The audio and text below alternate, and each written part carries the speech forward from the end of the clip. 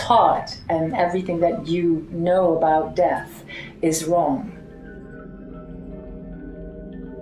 Death doesn't exist. Death is an illusion. A quantum healing hypnosis session opens a window in someone's mind that will never close again.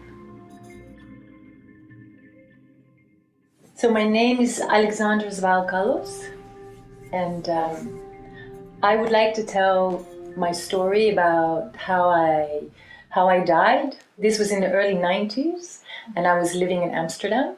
I was a student on an art college, and I was on my way to school on a bicycle, like all the other Amsterdammers do. And I was run over by a truck, and this truck weighs in at 13 tons. So the truck had driven over my body, and in that moment, I died. I clinically, physically died. So the first thing that happened was that I spiraled out of my body, and I hovered over my body, I would say about 10, 12 meters. And I looked down on myself. I could see myself laying there.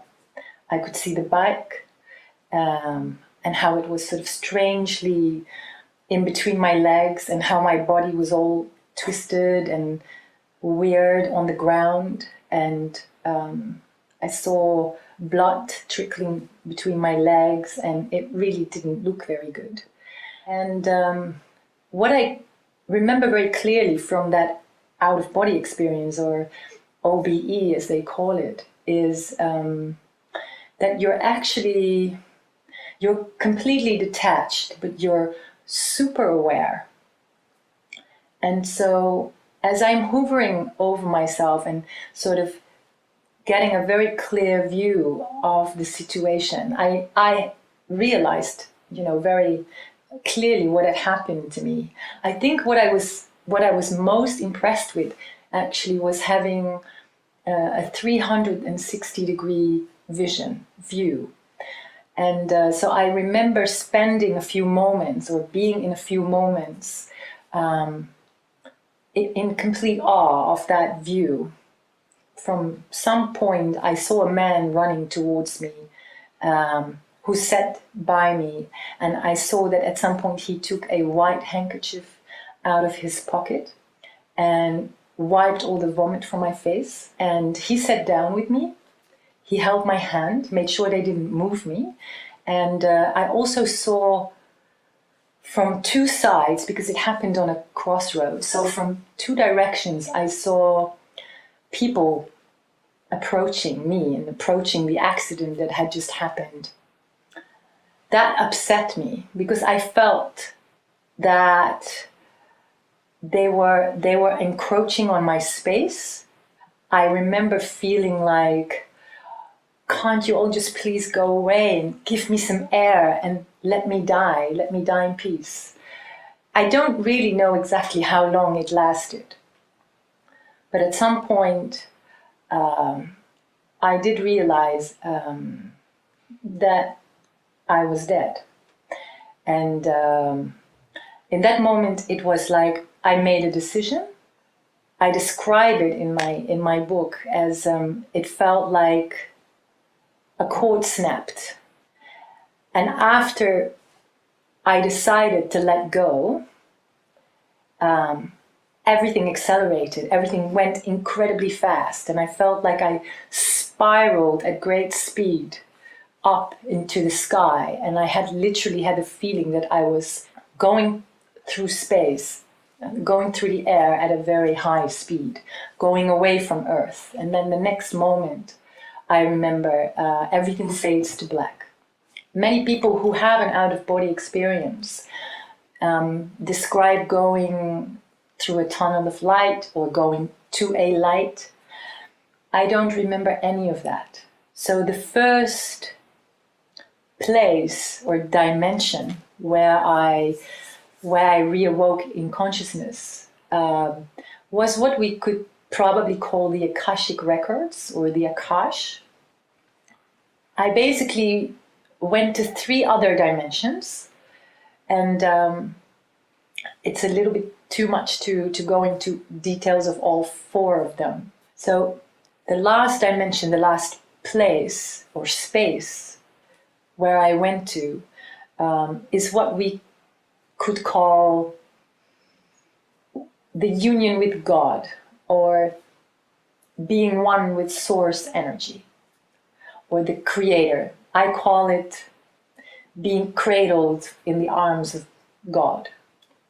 And so when I re-emerged into that source energy consciousness, what I experienced was the most overwhelming, the most profound sense of wholeness, of love, of belonging, being of light, being of the light, every part of you. And even while saying it, it's nothing that I could ever say, or I think anyone else for that matter would ever do that justice. It's merely describing, the outline of it. You could never describe, I think, truly in language, how profound, how all-consuming, and how miraculous that is. And so being in that incredible divine state of belonging and being home, really feeling home, that this is where you come from, and that is where we all go to. So while being in that dimension and in that state, and being totally in balance and in peace and totally happy, all of a sudden there was this voice. And the voice says, and it said it in English. That was also kind of funny, actually. It spoke to me and it said, "You can't stay. You have to go back." And I remember being very disturbed by that, taken aback. And I remember saying, but no, please, I begged to be allowed to remain in that space, in that dimension. And then for some time, what happened was the bargaining with God, as I call it. So I bargained, and basically it didn't really engage. It just said, at some point, it just repeated what it had said before, and it said, "No, you can't stay. You're going back." And it literally said that. And then the next moment, I reawoke in my body in intensive care, with 100 tubes in and out of my body, and being connected to a respirator machine. So that is what happened. So the experience that I had of leaving my body and then going to an afterlife, people can have that, but without all the anxiety that I went through as a result of my accident. So I started sharing my personal story because it is ultimately what led me to Dolores Cannon and her work, and I found all my answers. It was in a way the end of my searching, the end of my quest. Even though you're always learning, so it's wrong to be so fearful about death, because the actual moment of dying, of letting go, is very peaceful. And I really, really believe that it's very important that we start spreading that message, to take away all that fear from death, because we are full of fear, and the fear of death is really not necessary. So the main objective for doing a past life regression or a quantum healing session is that ultimately you learn so much about yourself.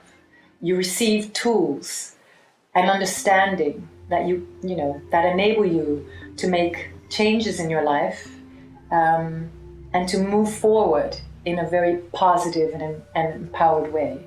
I think if everyone in the world would have an experience like this, we would transform society overnight. So we would be able to create a different world. We could create a better world. And I'm very passionate about that.